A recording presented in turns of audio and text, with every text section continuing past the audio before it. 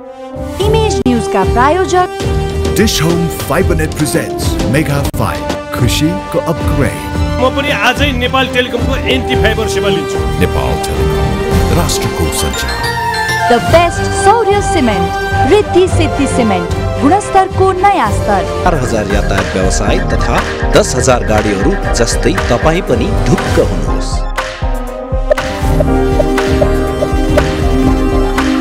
Jagadamba super sign तथा ग्याल्वा plus जस्ता पाता जीवन भरको भरोसा र नयाँ जमानाको ग्लो एन्ड लभली।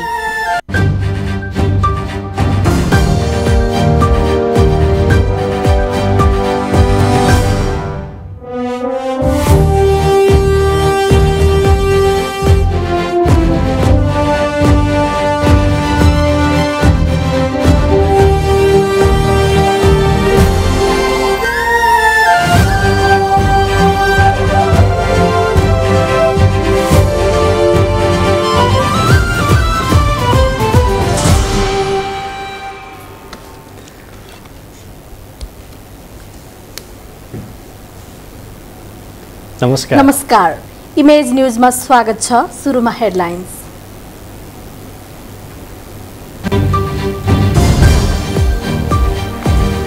चार 482 पालिकाको मत परिणाम घोषणा। कांग्रेस 215, एमाले 139 र माओवादी 95 पालिकामा विजयी। काठमाडौँ महानगरमा बालेन शाहको फराकिलो अग्रता। झण्डै 2 लाख मतदान भएको काठमाडौँको मतगणनाले गति नलिँदा सर्वत्र सन्तुष्टि। मुख्य निर्वाचन अधिकृत भन्छन् पुरै परिणाम आउन 2 साता लाग्छ। मूलधारको राजनीतिक दलका केन्द्रीय नेताहरू आफ्नै वाडाका प्रत्याशी जिताउन असफल। देउबा ओली सभामुखदेखि दोस्रो तहका नेता समेत पीडित। निर्वाचनको मत परिणामले कांग्रेस र माओवादी उत्साही। गठबन्धन सफल भएको भन्दै प्रदेश र केन्द्रको निर्वाचनसम्म निरन्तर दिने अठोट।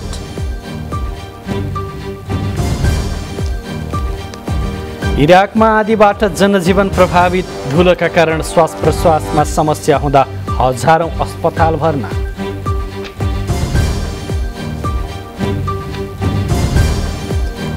र आगामी असोज 8 गतेबाट फ्रेन्चाइज क्रिकेट प्रतियोगिता नेपाल टी20 लिग सुरु हुने।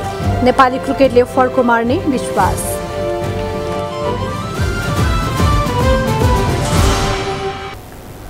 इमेज न्यूज अब विस्तारमा। स्थानीय तह निर्वाचन अन्तर्गत अहिलेसम्म 482 पालिकाको अन्तिम मत परिणाम घोषणा भएको छ। घोषित परिणामको शीर्ष स्थानमा नेपाली कांग्रेस देखिएको छ। कांग्रेसले 215 र नेकपा एमाले 139 पालिकामा उपप्रमुखमा जितेका छ। यस्तै नेकपा माओवादी केन्द्रले 95 पालिकामा नेतृत्व हात पारेको छ। एकीकृत समाजवादी 8 ठाउँमा विजयी हुँदा जनता समाजवादी पार्टीले 8 वटा पालिकामा जितेको छ। यस्तै राष्ट्रिय प्रजातन्त्र पार्टीले 2 पालिकामा जितेको छ भने 16 स्थानमा स्वतन्त्र तथा अन्य दलहरूले जितेका छन्। कांग्रेसले 208 उपप्रमुख जित्दा एमाले 146 उपप्रमुख जितेको छ। यसैगरी माओवादी 101, एकीकृत समाजवादी 15, जसपा 10 र अन्यले 6 उपप्रमुख जितेका छन्। हाल मतगणना जारी रहेका मध्ये 79 स्थानमा कांग्रेस अगाडि रहेको छ भने 57 ठाउँमा एमाले तथा 24 ठाउँमा माओवादी केन्द्र अगाडि रहेको छ। जसपा 25, एकीकृत समाजवादी 11, लोसपा 10 तथा 14 ठाउँमा अन्य दलका उम्मेद्वारहरू अगाडि रहेका छन्। स्थानीय निर्वाचन अन्तर्गत मुलुकका 6वटै महानगरपालिकामा मतगणना जारी छ। काठमाडौँको मेयरमा स्वतन्त्र उम्मेद्वार बालेन शाहको अग्रता झन फराकिलो बन्दै गएको छ। पछिल्लो परिणाम अनुसार बालेन शाहले निकटतम प्रतिस्पर्धी एमालेका केश स्थापितलाई झण्डै 10,000 मतले पछि पार्नु भएको छ। बालेनले 18,317 मत प्राप्त गर्नु भएको छ। एमाले उम्मेद्वार केश स्थापितले 9,517 मत ल्याउँदा कांग्रेसकी सिर्जना सिंहले 8,537 मत प्राप्त गर्नु भएको छ। उपमेयरमा भने एमालेकी सुनिता डङ्गोलले एकीकृत समाजवादीका रामेश्वर श्रेष्ठलाई धेरै पछाडि पार्नु भएको छ। उता चितवनको भरतपुर महानगरपालिकाको मेयरमा रेणु दाहालले अग्रता फराकिलो फाड्नु भएको छ। पछिल्लो परिणाम अनुसार गठबन्धनकी उम्मेद्वार दाहालले 11,195 र एमालेका विजय सुवेदीले 9,175 मत प्राप्त गर्नु भएको छ। स्वतन्त्र उम्मेद्वार जगन्नाथ पौडेलले 5300 मत प्राप्त गर्नुभएको छ। ललितपुर महानगरपालिकाको मेयरमा कांग्रेस उम्मेद्वार चिरीबाबु महर्जनले 13646 मत प्राप्त गर्दा एमालेका हरिकृष्ण व्यञ्जनकारले 7051 मत प्राप्त गर्नुभएको छ। विराटनगर महानगरपालिकाको मेयरमा कांग्रेसका नागेश कोइरालाले अग्रता कायम राख्नु भएको छ। अहिलेसम्म उहाँले 15430 मत प्राप्त गर्दा एमालेका सागर थापाले 11493 मत प्राप्त गर्नु भएको छ। यसैगरी पोखरा महानगरपालिकामा गठबन्धनका उम्मेद्वार एकीकृत समाजवादीका धनराज आचार्यले 17242 मत हात पार्दा एमालेका कृष्ण बहादुर थापाले 15210 मत प्राप्त गर्नु भएको छ। वीरगञ्ज महानगरमा गठबन्धनबाट उम्मेद्वार जनता समाजवादी पार्टीका राजेश मान सिंहले 12818 मतले अग्रता बनाउनु भएको छ। उहाँका प्रतिस्पर्धी एमालेका विजय कुमार सरावगीले 6385 मत ल्याउनु भएको छ। देशका 11वटै उपमहानगरपालिकामा अहिले मतगणना जारी छ। प्राप्त पछिल्लो मत परिणाम अनुसार सत्तारूढ गठबन्धनका उम्मेद्वारले 5 ठाउँमा अग्रता लिएका छन्। एमालेले 3वटा उपमहानगरमा अग्रता लिँदा 3 ठाउँमा स्वतन्त्र उम्मेद्वार अघि छन्। उपमहानगरपालिकाहरूमध्ये हेटौडामा एकीकृत समाजवादीकी मीना लामाले 13698 मत प्राप्त गर्नुभएको छ। राप्रपाका दीपक सिंह 13062 मतसहित दोस्रो स्थानमा रहँदा एमालेका अनन्त पौडेलले 12601 मत ल्याउनु भएको छ। सुनसरीको इटहरीमा कांग्रेसका हेमकर्ण पौडेलले 14336 मत ल्याउँदा एमालेका यामकुमार सुब्बाले 12313 मत ल्याउनु भएको छ। सुनसरीकै धरानमा स्वतन्त्र उम्मेद्वार हर्कराज राई अग्रस्थानमा हुनुहुन्छ। उहाँले 8140 मत प्राप्त गर्नुभएको छ।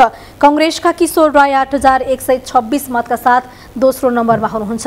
कैलालीको धनगढीमा स्वतन्त्र उम्मेद्वार गोपाल हमाल 12304 मतका साथ शीर्ष स्थानमा रहँदा कांग्रेसका अन्द्री पौवड 5892 मतका साथ दोस्रो स्थानमा हुनुहुन्छ। बाँकेको नेपालगञ्जमा कांग्रेसका प्रशान्त विष्टले 14498 मत ल्याउँदा एमालेकी पशुपति दयाल मिश्र 7316 मतका साथ दोस्रो स्थानमा हुनुहुन्छ।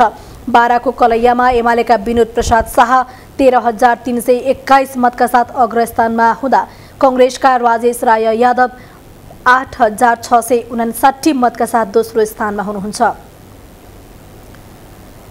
बाराकै जितपुर सिमरामा माओवादीका राजन पौडेल 18234 मतका साथ अग्रस्थानमा रहँदा एमालेकी सरस्वती देवी चौधरी 16689 मतसहित दोस्रो स्थानमा हुनुहुन्छ। रूपन्देहीको बुटवलमा कांग्रेसका खेलराज पाण्डे 15589 मत ल्याउँदा एमालेका बाबुराम भट्टराई 10576 मतसहित दोस्रो स्थानमा हुनुहुन्छ। दाङको घुराहीमा एमालेका नरुलाल चौधरीले 32312 मत ल्याउँदा माओवादीका हेमराज शर्मा 26182 मतसहित दोस्रो स्थानमा हुनुहुन्छ। दाङकै तुलसीपुर उपमहानगरपालिकामा एमालेका टीकाराम खड्काले 850 मतसहित अग्रता लिँदा कांग्रेसका गेहेन्द्र गिरीले 826 मत ल्याउनु भएको छ। यसैगरी धनुषाको जनकपुरधाम उपमहानगरपालिकामा स्वतन्त्र उम्मेद्वार मनोज कुमार शाह सुडी 4466 मतसहित पहिलो स्थानमा रहँदा एमालेका शिवशंकर शाह 3023 मतसहित दोस्रो स्थानमा हुनुहुन्छ। झण्डै 2 लाख मतदान भएको काठमाडौँ महानगरमा मतगणना भएको 5 दिन बित्दा पनि आधा लाख मतगणना हुन सकेको छैन। निर्वाचन आयोगले जेठ 5 भित्र सम्पूर्ण ठाउँको मत परिणाम सार्वजनिक गर्ने दावी गरे पनि काठमाडौँको चुनावी कमान्ड सम्हालेको निर्वाचन कार्यालयले भने 2 सातामा मात्रै परिणाम सार्वजनिक सम्भव हुने बताएको छ।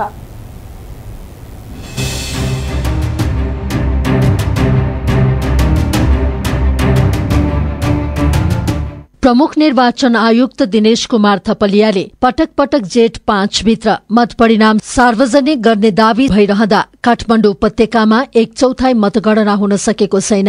मतदाताको ठूलो चाप, क्रस भोटिङ, ठूलो आकारको मतपत्र र सबै जनप्रतिनिधिको शंका निवारण गर्नुपर्ने अवस्थाले गर्दा मतगणना प्रभावित हुने गरेको छ। निर्वाचन अधिकारीका अनुसार सम्पूर्ण परिणाम सार्वजनिक हुन कम्तीमा 15 दिन लाग्छ। काठमाडौँ महानगरपालिकामा मतपत्रको साइज चाहिँ धेरै ठुलो छ, देशभरिको भन्दा ठुलो छ। 64 लहरको निर्वाचन चिन्हहरू भएको मतपत्र छ र त्यो 64 लहर भएको मतपत्रमा धेरै क्रसिङ भोटहरू परेको छ। यो मत सङ्केत चाहिँ धेरैवटा चिन्हहरूमा पर्छ र हामीले माथिदेखि तलसम्म त्यो हेर्दाखेरि स्वाभाविक रूपले केही समय लाग्छ र त्यो हामीले हेर्दाखेरि हामी मरिमेटेर मेहनत गरेर समयमै सक्ने र छिटो छरितो गर्ने प्रक्रियाले हामी अगाडि बढेका छौँ। तर यहाँको सङ्ख्याको कारणले र यो मतपत्रको प्रकृति त्यसको साइजको कारणले नै केही समय लिन्छ।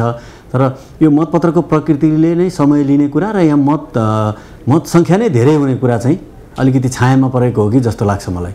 महानगरको मतगणना वैशाख 31 गतेबाट शुरू भएको हो। शुरूमा 3 ठाउँमा मतगणना शुरू हुँदा गति नबढेको भन्दै आलोचना भएपछि अहिले गणनास्थल बढाएर 8 ठाउँ पुर्याइएको छ। यद्यपि त्यस्तै पनि मतदाताको व्यग्रतामाथि न्याय गर्न सकेको छैन।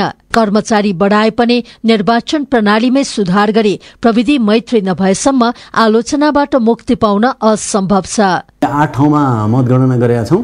अब प्रत्येक एक शिफ्टमा भनौँ एक ठाउँमा एउटा स्थानमा 5 जनादेखि 6 जना कर्मचारी हामीले प्रयोग गरेका छौँ।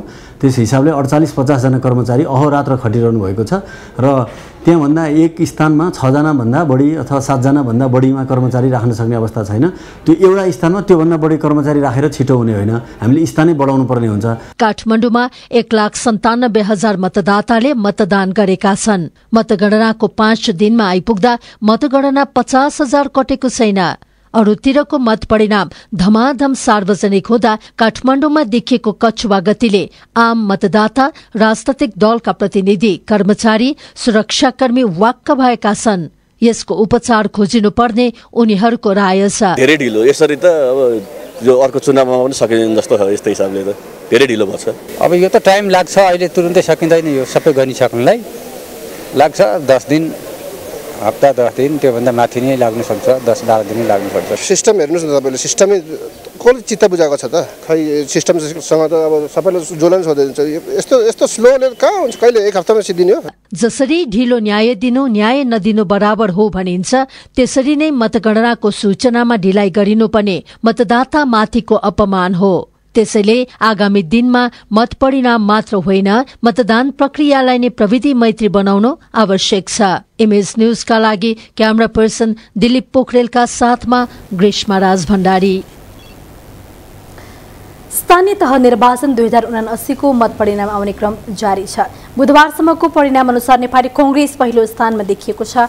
अघिल्लो निर्वाचनमा पहिलो पार्टी बनेको र स्थानीय तहमा निकै मजबुत पकड रहेको नेकपा एमाले भने दोस्रो स्थानमा झरेको छ। माओवादी केन्द्रले आफ्नो शक्तिमा निकै सुधार गर्दा राष्ट्रिय प्रजातन्त्र पार्टी बलियो शक्तिको रूपमा उदाएको छ। तर यो पटकको स्थानीय चुनावमा देशभर नतिजा आफ्नो पक्षमा पार्ने लक्ष्यका साथ चुनावमा होमिएका पार्टीका शीर्षसहित प्रभावशाली नेताहरूले आफ्नै ओडा भने जोगाउन सकेनन्।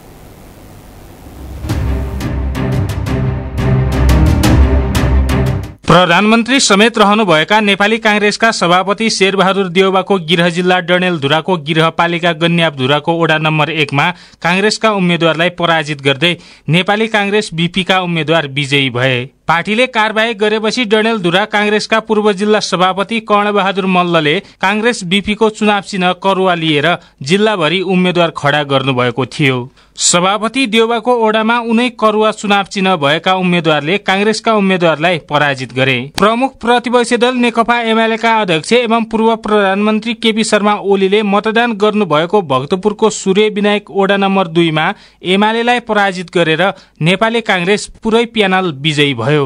अध्यक्ष ओलीको निर्वाचन क्षेत्र झापाको दमक नगरपालिकामा पनि एमालेका उम्मेद्वारले राष्ट्रिय प्रजातन्त्र पार्टीका उम्मेद्वारको कडा चुनौती सामना गर्नु परेको छ। नेकपा एमालेका वरिष्ठ उपाध्यक्ष ईश्वर पोखरेलको ओडा टोखा नगरपालिकाको ओडा नम्बर 6 मा पनि नेकपा एमालेका उम्मेद्वारलाई पराजित गरेर कांग्रेसका उम्मेद्वार विजयी भएका छन्। पोखरेललाई स्थानीय तह निर्वाचनको लागि एमालेले काठमाडौँ जिल्लाको चुनावी कमाण्डर समेत तोकेको थियो। अर्थमन्त्री समेत रहनुभएका माओवादी केन्द्रका प्रभावशाली नेता जनार्दन शर्माको गृहनगरको ओडामा पनि माओवादी केन्द्रका उम्मेद्वार पराजित भए। मुसिकोट ओडा नम्बर 5 मा माओवादी केन्द्रका उम्मेद्वारलाई पराजित गर्दै कांग्रेसका उम्मेद्वार प्यानल सहित निर्वाचित भए। रुकुम पश्चिममा कांग्रेसलाई गठबन्धनमा सामेल गर्नबाट रोक्नुभएका शर्माको गिरहनगर मुसिकोट र अर्को पालिका बाफीकोटमा समेत कांग्रेसले जितेको छ। सभामुख अग्निप्रसाद सापकोटाको गिरहओडा सिन्धुपाल्चोकको बलेफी ओडा नम्बर 2 मा माओवादी केन्द्र कांग्रेससँग पराजित भयो। पूर्व सभामुख द्वय कृष्णबहादुर महरा र ओन्सरी घरतीको गिरहनगर घोराई 17 मा माओवादी केन्द्रका उम्मेद्वारलाई पराजित गर्दै एमालेका उम्मेद्वार विजयी भए। माओवादी केन्द्रका अर्का नेता गिरिराजमणि पोखरेल पनि आफ्नै ओडा महोत्तरीको बर्दिवास 3 मा माओवादी केन्द्रका उम्मेद्वार जिताउन असफल हुनुभयो। नेकपा एमालेका सचिव योगेश भट्टराईको ओडा ताप्लेजुङको मौवा खोला 3 मा पनि एमालेका उम्मेद्वार पराजित भए। प्रदेश 1 का मुख्यमन्त्री समेत रहनुभएका नेकपा एकीकृत समाजवादीका नेता राजेन्द्र राईको ओडा भोजपुरको सडानन्द गाउँपालिका 11 मा आफ्नै पार्टीका उम्मेद्वार जिताउन असफल हुनुभएको छ। लोकतान्त्रिक समाजवादी पार्टीका वरिष्ठ नेता राजेन्द्र महतो पनि सर्लाहीको चन्द्रनगर गाउँपालिका 2 मा आफ्नै पार्टीका उम्मेद्वार जिताउन असफल हुनुभएको छ। कुनै बेला माओवादीमा सुदूरपश्चिममा एक छत्र राज जमाउन सफल एमाले सचिव लेखराज भट्टलाई पनि एमालेको कमान्डरी फापेन। उहाँले गिरहनगर गोदावरी नगरपालिका आफ्नो पगडबाट उम्काउनु भयो। यो चुनावमा प्रमुख दलका कतिपय शीर्ष र प्रभावशाली नेताहरू ओडामा जस्तै गिरहपालिकामा पनि आफ्नो पार्टीका उम्मेद्वार जिताउन असफल भएका छन्। इमेज न्यूजका लागि अक्कल कुँवर, काठमाडौँ।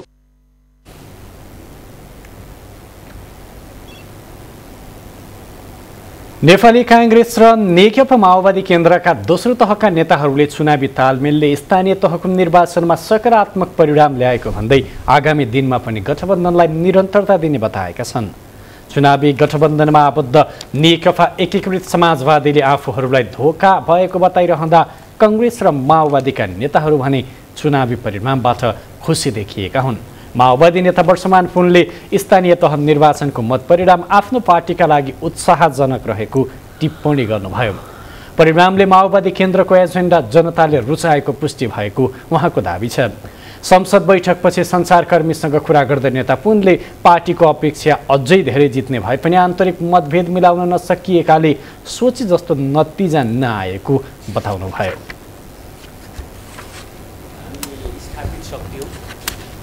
हाम्रो एजेन्डा देशमा स्थापित छ, त्यो एजेन्डा जनताले रुचाएको छ भन्ने कुरा पुष्टि भएको छ। अपेक्षा योभन्दा अझ राम्रो थियो, तर हाम्रो कतिपय ठाउँमा उम्मेदवारहरू मिलाउने, आन्तरिक मतभेदहरू मिलाउनेमा हामी सकेनौँ।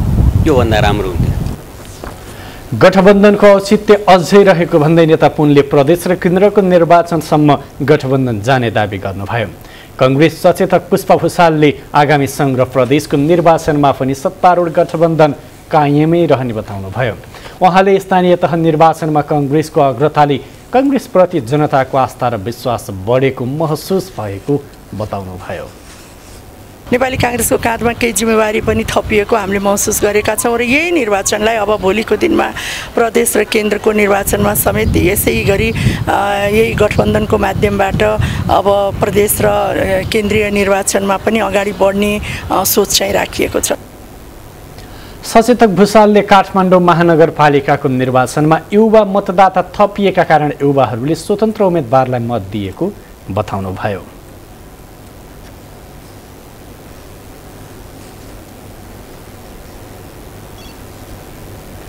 धरान उपमहानगरपालिका वाडा नम्बर 20 को मतगणना स्थलमा सेना परिचालन गरिएको छ। 18वटा मतपत्रमा मतदान अधिकृतको हस्ताक्षर नभएको पाइएपछि कांग्रेस र माओवादीका कार्यकर्ता बीचको विवादले उग्र रूप लिँदा सेना परिचालन गरिएको हो। माओवादीले मतदान अधिकृतको हस्ताक्षर नभएको मतपत्रलाई पनि सदर गर्नुपर्ने माग राखेको छ भने कांग्रेस हस्ताक्षर नभएको मतपत्र बदर गर्नुपर्ने अडानमा छ। 18 मतपत्रलाई बदर गरिए नेपाली कांग्रेसले जित्ने देखिन्छ। माओवादीले उक्त मतपत्र सदर नगरे धरान 20 मा पुनः मतदान गर्न माग गरेको छ। पूर्व प्रधानमन्त्री एवं नेकपा एकीकृत समाजवादीका अध्यक्ष माधव कुमार नेपालको गृह जिल्ला रौतहटको गौर नगरपालिकाको प्रमुख र उपप्रमुखमा नेकपा यसका उम्मेदवार निर्वाचित भएका छन्। नगरपालिका प्रमुखमा शम्भु शाह कानु 6381 र उपप्रमुखमा नेकपा यसकै उम्मेदवार शैल कुमारी देवीले 4809 प्राप्त गरी विजयी हुनुभयो। प्रमुख पदमा निकटतम प्रतिद्वन्दी यसअघिका प्रमुख लोकसभाका उम्मेद्वार अजय गुप्ताले 3755 मत र उपप्रमुखमा निकटतम प्रतिद्वन्दी नेपाली कांग्रेसका उम्मेद्वार डाक्टर शाहजा खातुनले 3685 मत ल्याउनु भएको छ। नेपाली कांग्रेसका सहमहामन्त्री भीष्मराज आङदाम्बेले सरकारले स्थानीय तहको निर्वाचन सफलतापूर्वक सम्पन्न गरेको बताउनु भएको छ। आज इलाममा आयोजना गरिएको विजय र्यालीलाई सम्बोधन गर्दै आङदाम्बेले स्थानीय तहको निर्वाचनले मुलुकको संविधान र लोकतन्त्रलाई दीर्घजीवन दिने काम गरेको बताउनुभयो। उपलब्धि प्राप्त गर्यो या प्राप्त गरेन, हामी कार्यकर्ताहरूले गठबन्धनको नाममा सङ्गठित भएर अगाडि बढ्ने सङ्कल्प केन्द्रबाट गर्दै गर्दा स्थानीय तहमा हामीहरूले हाम्रा भावनाहरूलाई कति गुमायौँ या कति कमायौँ त्यसले पनि आफ्नो ठाउँमा अर्थ राख्ला। तर हामीभन्दा धेरै माथि मुलुक हुँदो रहेछ, हामीभन्दा धेरै माथि हाम्रो संविधान लोकतान्त्रिक मूल्य मान्यताहरू हुँदो रहेछ। आज त्यो संविधान र लोकतान्त्रिक मूल्य मान्यतालाई फेरि एउटा ट्र्याकमा ल्याउने काम नेपाली कांग्रेसले गरेको छ। यस्तै कांग्रेस जिल्ला सभापति डम्बर खड्काले इलाममा कम्युनिस्टको वर्चस्व तोड्न कांग्रेस सफल भएको बताउनुभयो। पर्साको कालिकामाई गाउँपालिकामा 21 वर्षीय एक युवक गाउँपालिका अध्यक्षमा निर्वाचित भएका छन्। राष्ट्रिय जनता पार्टीबाट निर्वाचन लडेका वशिष्ठ कुमारले आफ्ना निकटतम प्रतिद्वन्दी नेपाली कांग्रेसका 42 वर्षीय अजय कुमारलाई 108 मत अन्तरले पराजित गरे। वशिष्ठ कुमारले 3719 मत ल्याएर विजयी भएका हुन्। उपाध्यक्षमा भने नेपाली कांग्रेसकी राजमती बरैनी निर्वाचित हुनुभएको छ। उहाँले 3961 मत प्राप्त गर्नुभयो।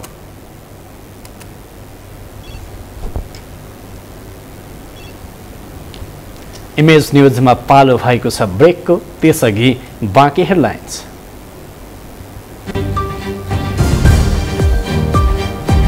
आगामी वर्षका बजेटका विषयमा संसदको चासो, निजी सम्पत्तिको अभिलेखीकरण गर्न सांसदहरूको माग। प्रतिपक्षी सांसद भन्छन् जति यो सरकार रह्यो उति आर्थिक बर्बादी।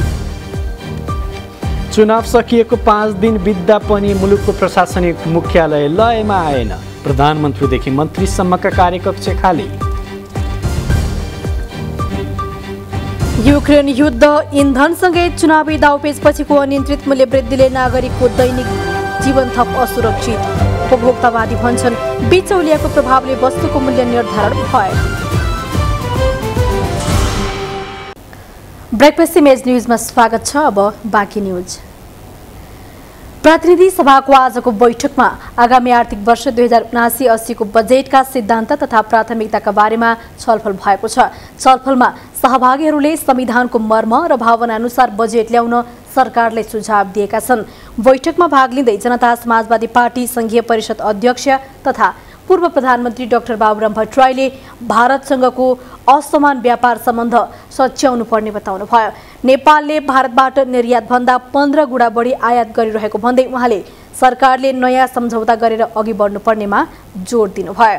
भट्टराईले निजी सम्पत्तिको अभिलेखीकरणका लागि सरकारले सम्पत्तिको स्वघोषणा कार्यक्रम ल्याउनु पर्ने बताउनुभयो। उहाँले व्यक्तिगत सम्पत्तिमा एकपटक कर मिनाहा गर्ने गरी सम्पत्तिको स्वघोषणा कार्यक्रम सरकारसँग माग गर्नुभयो।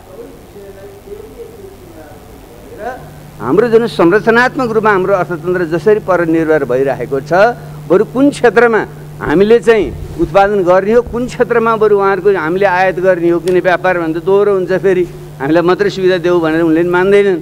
फेरि हामीलाई लाभ हुने क्षेत्र कुन हुन् त्यसमा केन्द्रित भएर वस्तु उत्पादन र निर्यात हामीले गर्ने र उनीहरूको तर्फबाट हामीलाई सस्तो हुने सामान हामीले उताबाट ल्याउने एउटा त्यस्तो एउटा बरु अन्डरस्ट्यान्डिङ गरेर, अथवा हामीले एउटा विशेष सानो देश गरिब देश हुनुको नाताले केही विशेष सुविधा मागेर अथवा के भनेर हुन्छ, हामीले यसलाई नसच्याइकन हुँदैन। नेकपा एकीकृत समाजवादीका नेता एवं पूर्व प्रधानमन्त्री झलनाथ खनालले प्रगतिशील कर लगाएर मात्रै समाजवादको लक्ष्य पूरा हुन सक्ने बताउनु भयो। उहाँले विद्यमान कर प्रणालीमा सुधार गरी प्रगतिशील कर प्रणाली लागू गर्न सरकारसँग माग गर्नुभयो। उन्मुख स्वतन्त्र र समृद्ध अर्थतन्त्र भनेको के हो, यसका कसरी त्यो निर्माण गर्न सकिन्छ, त्यसका संरचनाहरू कस्ता हुन्छन्, त्यसका नीतिहरू कस्ता हुन्छन्, त्यसबारेमा समग्रमा हामीले छलफल गरेर त्यसको ओरिएन्टेसन तयार गर्नुपर्ने हुन्छ। समाजवाद उन्मुख अर्थतन्त्र निर्माण गर्नको लागि हामीले सम्झनुपर्छ कि 62-63मा 8वटा पार्टीले अगाडि सारेको जुन घोषणापत्र हो, आन्दोलन गर्दाखेरि हामीले आन्दोलन गरेर सफल गऱ्यौँ भने यी काम गर्छौँ भनेर जुन कुराहरू हामीले अगाडि सारेका छौँ त्यो कुरो बिर्स्यौँ कि सम्झनामा छ। नेकपा एमालेका सचिव योगेश भट्टराईले वर्तमान सरकार जति समय रह्यो त्यति नै समयको बर्बादी हुन सक्ने बताउनुभयो। उहाँले वर्तमान गठबन्धन सरकारसँग काम गर्ने क्षमता र इच्छाशक्ति दुवै नभएको आरोप लगाउनुभयो। भट्टराईले अर्थमन्त्री जनार्दन शर्माले प्रत्येक महिना 10% दरले पुँजीगत खर्च गर्ने भनेर निर्देशन गरे पनि 10 महिनामा 30% भन्दा बढी खर्च गर्न नसकेको गुनासो गर्नुभयो। भट्टराईले अघिल्लो सरकारले 396वटा आधारभूत अस्पताल निर्माणको लागि बजेट छुट्याएको तर अहिलेको अर्थमन्त्री त्यसबारे केही बोल्न नसकेको पनि बताउनुभयो। स्थानीय तह निर्वाचन सकिएको 5 दिन बितिसक्दा पनि मुलुकको प्रशासनिक मुख्यालय सिंहदरबार लयमा आउन सकेको छैन।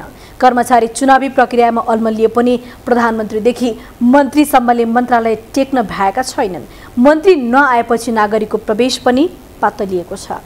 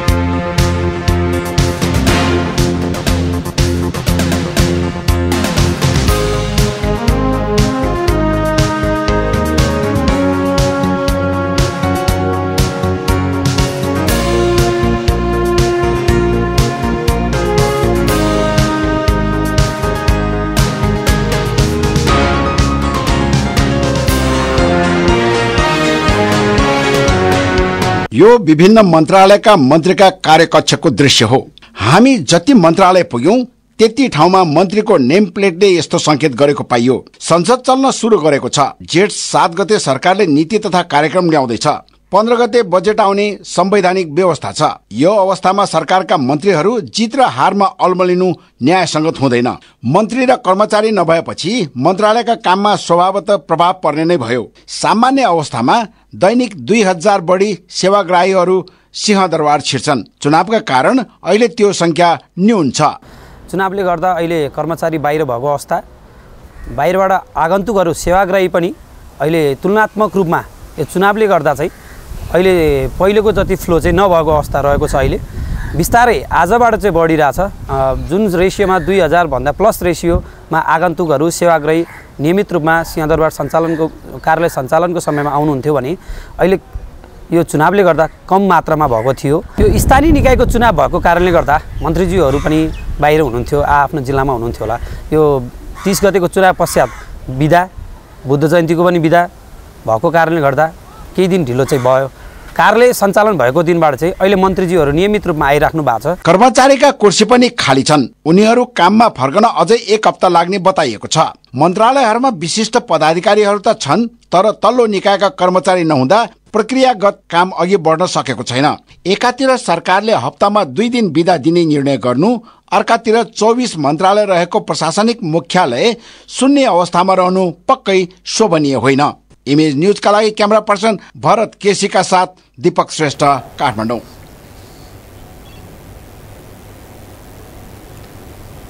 प्रतिनिधि सभा अन्तर्गतको महिला तथा सामाजिक सुरक्षा समितिले मातृ शिशु मृत्युदर न्यूनीकरण कार्यक्रमको प्रभावकारी कार्यान्वयन गराउन सरकारलाई निर्देशन दिएको छ।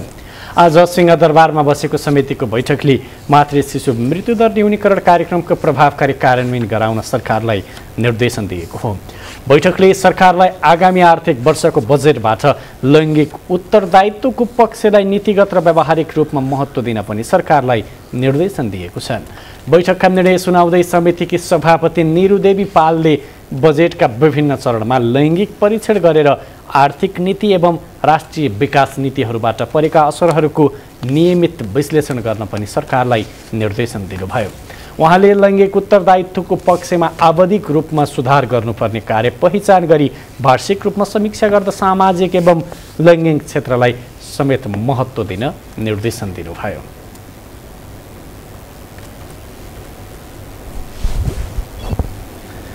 पच्चीस 2666औं बुद्ध जयन्तीको अवसरमा नेपाल स्थित श्रीलङ्का दूतावासमा बुद्ध जयन्ती मनाइएको छ।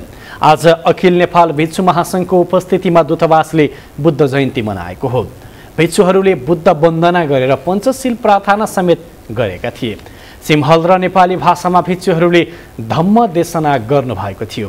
राजदूत हिमाली अरुणा तिलकाले बुद्ध धर्म नेपाल र श्रीलङ्का मित्रताको आधार स्तम्भ भएको बताउनुभयो।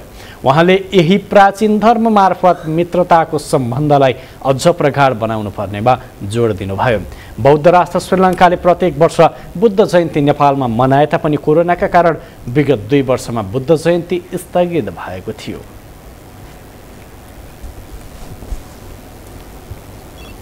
अब बिजनेस न्यूज। बिजनेस न्यूज का प्रायोजक मेरो देश मेरो जगदम्बा सिमेन्ट। सर्वोत्तम सिमेन्ट, सर्वोत्तम मजबुती। पाउनुहोस् best mileage and style with Honda Grazia 125cc, style पनि माइलेज पनि। विदेशी मुद्रा संचितिमा गिरावट, तरलता अभाव लगायत पछिल्लो समय व्यापार घाटा निकै बढिरहेका कारण उच्च मूल्य वृद्धिको पसरे पाइरहेको छ। यसले कोभिड पछिको अर्थतन्त्रमा थप चुनौती समेत थपेको छ। चालु आर्थिक वर्षमा राष्ट्र बैंकले मूल्य वृद्धि औसत 6.5% भित्र कायम राख्ने लक्ष्य लिएकोमा पछिल्ला दिनमा 7% माथि मूल्य वृद्धि हुँदा आम नागरिक मर्कामा परेका त छन् नै, उद्योगी व्यवसायीले समेत असुरक्षित महसुस गरिरहेका छन्। एक रिपोर्ट।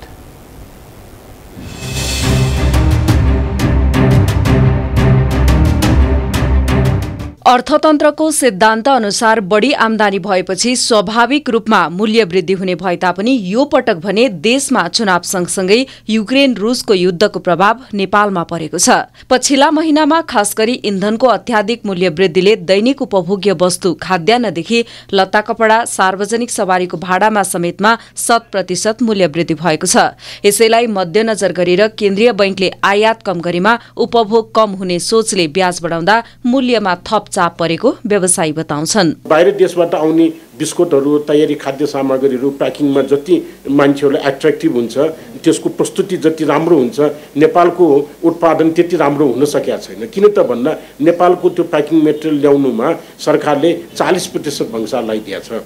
विदेशबाट आयो भनेदेखि त्यो सामानलाई सरकारले रोक्न सकेका छैन। कि त सरकार के भन्छ, अमेरिका जापानले जस्तो मेरो देशमा सामान पठाउने हो भने फोइलको प्रिन्टिङमा म सामान इम्पोर्ट गर्दिनँ भन्नु पर्यो। अहिले उद्योगमा हामी के चाहन्छौँ भने बराबरी हैसियत राखिदिनुहोस्। चुनावपछि पैसा बाहिर आउने र बैंकमा जम्मा हुने भए पनि यो वर्ष भने त्यस्तो नदेखिएको र ब्याज बढे पनि निक्षेप बढ्न नसक्दा तरलता अभावले थप अर्थतन्त्र चलायमान हुन चुनौती देखिएको छ। यसले साना व्यवसायी संकटमा परेको, बाहिरबाट आउने सामानसँग प्रतिस्पर्धा गर्न नसक्दा उत्पादनका साथसाथै विदेशी सञ्चितिमा समेत थप दबाव परेको छ। स्वदेशी उद्योगलाई चाहिने कच्चा पदार्थमा करको दर अत्याधिक भएको र स्वदेशी उत्पादनलाई प्रोत्साहन गर्ने नीतिगत नियम नहुँदा साना उद्योग विस्थापितको अवस्थामा पुग्नु पनि मूल्य वृद्धिकै अर्को कारण रहेको छ। हाम्रो उद्योगको लागतलाई कम गराइदिनुहोस्, नेपालमा सामान बनाऊ, उत्पादन गर भन्दैमा उत्पादन हुँदैन। बराबरको हैसियत राख्न सक्यो भने उत्पादन हुन्छ। नेपाली व्यवसायहरू लगानी गर्नलाई हिचकिचाउँदैनन्, तर गर्न नसक्ने अवस्था छ। हामीलाई खुट्टा बाँधेर लगानी दौड भन्ने कुरो हुन सक्दैन भनेर हामीले सम्झाउनलाई धेरै कोसिस गरेका छौँ। कानुनमा बन्या छ एक तह कम गर्ने, तर कार्यान्वयन अर्थ मन्त्रालयले गरेका छैन। निरन्तर जसो तरकारी, फलफूल, माछा मासु, दाल तथा गेडागुडी उपसमूहको मूल्य वृद्धि उच्च हुँदै गएको छ। सरकारी निकाय कमजोर, बिचौलियाको बिगबिगी, वस्तुको मूल्य निर्धारण हुन नसक्नु मूल्य वृद्धिको प्रमुख कारण रहेको आरोप रहेको छ। मूल्यको जुन अन्तर छ त्यो अन्तरलाई चाहिँ जस्टिफाई गरेन सरकार, जसले नियमन गर्नुपर्ने थियो नियमन गर्नुपर्ने पक्षले पनि गरेन र आम नागरिकले पनि त्यसलाई व्यवस्था गर्यो। विरोध गर्ने काम त भयो आफ्नो क्षेत्रमा, तर विरोध न तार्किक रूपमा गरियो न चाहिँ साँच्चीकै भनौँ भने दबावमूलक ढङ्गले गरियो। अहिले मूल्य वृद्धि भएको कारण चाहिँ अरू कुरा होइन। यो अन्तर्राष्ट्रिय बजारमा जुन किसिमका घटनाहरू भए त्यसको कारणले केही प्रतिशत प्रभावित हुन्छ नै मूल्यमा। तर नेपालको हकमा कुरा गर्दाखेरि अन्तर्राष्ट्रिय बजारमा मूल्य घट्दाखेरि यहाँ घटेको त छैन नि। त्यो कारणले म के भन्न सक्छु भने मूल्य नियमन भएन। नेपाल राष्ट्र बैंकले सार्वजनिक गरेको पछिल्लो 9 महिनाको वित्तीय स्थिति अनुसार चैत्र महिनामा मूल्य वृद्धिको दर 7.28% छ। गत वर्षको चैतमा यस्तो दर 3.10% रहेको थियो। यस आर्थिक वर्षमा 6.5% भित्र मूल्य वृद्धि सीमित राख्ने सरकारको लक्ष्य थियो। तर खाद्य तथा पेय पदार्थको मूल्य वृद्धि 7.40% र गैर खाद्यको मूल्य वृद्धि 7.18% पुगेको छ। इमेज न्यूजका लागि क्यामेरामा राजेन्द्र नापितका साथ प्रमिला खतिवडा, काठमाडौँ। कुवेतको एयरलाइन जजिरा एयरवेजले गौतम बुद्ध अन्तर्राष्ट्रिय विमानस्थलबाट उडान सेवा सुरु गरेको छ। आज जजिरा एयरवेजले काठमाडौँमा पत्रकार सम्मेलन गर्दै भैरहवास्थित नवनिर्मित गौतम बुद्ध अन्तर्राष्ट्रिय विमानस्थलबाट आफ्नो उडान सेवा सुरु भएको जनाएको हो। जजिरा एयरवेजले मध्यपूर्व, एसिया र युरोपमा आफ्नो सेवा विस्तार गरेको जनाएको छ। गौतम बुद्ध अन्तर्राष्ट्रिय विमानस्थलबाट जजिराले उडान सुरु गर्नाले मध्यपूर्व र युरोपमा बसोबास गर्ने समुदाय नेपालको दक्षिण पश्चिम क्षेत्रमा प्रत्यक्ष जोडिन सक्ने एयरवेजले जनाएको छ। यस उडानले कुवेत र मध्यपूर्वको यात्रुलाई प्रत्यक्ष लाभ पुग्ने उल्लेख गरिएको छ।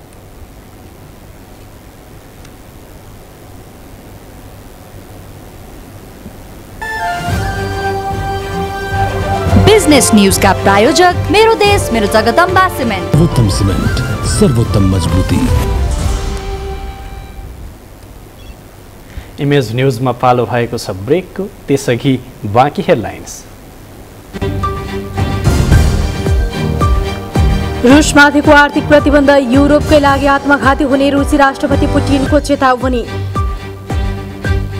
प्रतिबन्ध अमेरिकी रणनीतिबाट प्रेरित रहेको आरोप। र आगामी असोज 8बाट फ्रेन्चाइज क्रिकेट प्रतियोगिता नेपाल T20 लिग सुरु हुने, नेपाली क्रिकेटले फड्को मार्ने विश्वास।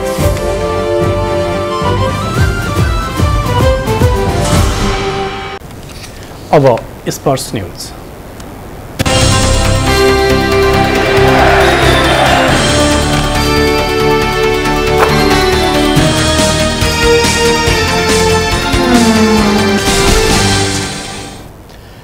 नेपाल T20 लिग आगामी असोज 8 गतेबाट हुने भएको छ। नेपाल क्रिकेट संघ क्यानले फ्रेन्चाइज क्रिकेट प्रतियोगिता नेपाल T20 लिगको घोषणा गरेको हो।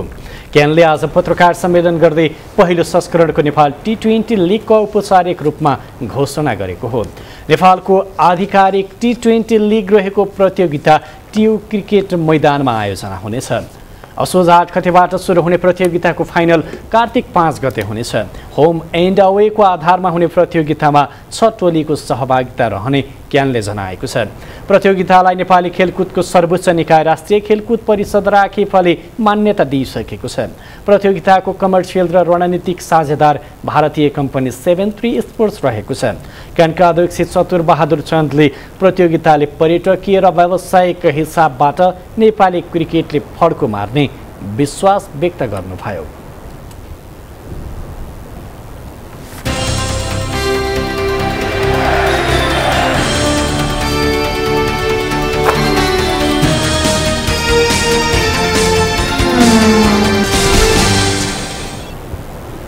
अब वेदर अपडेट।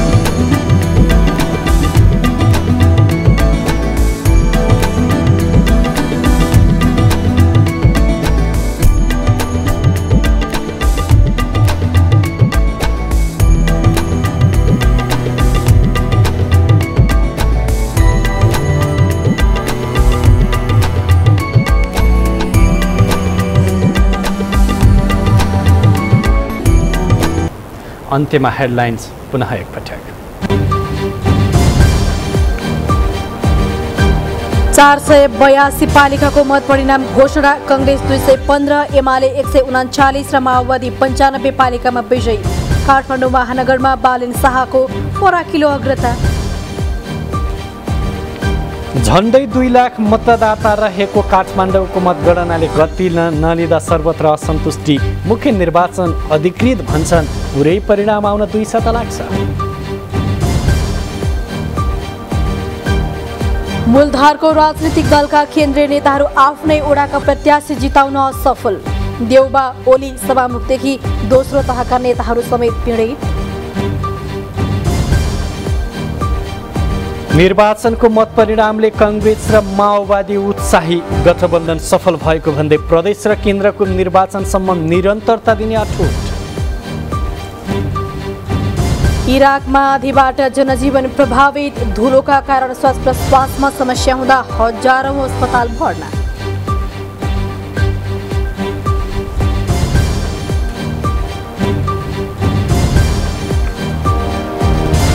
र आगामी असोजा 8बाट फ्रेन्चाइज क्रिकेट प्रतियोगिता नेपाल T20 लिग सुरु हुने। नेपाली क्रिकेटले फड्को मार्ने विश्वास।